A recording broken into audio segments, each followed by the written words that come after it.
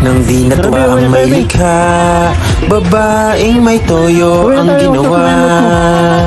At may oras na magugulat sa kanya sobrang topa.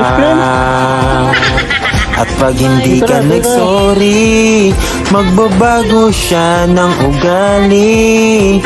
Kaya isang mali mo lang, magagalit mang aawa. Suyuin mong babaeng may topak, magsorry ka hanggat may oras.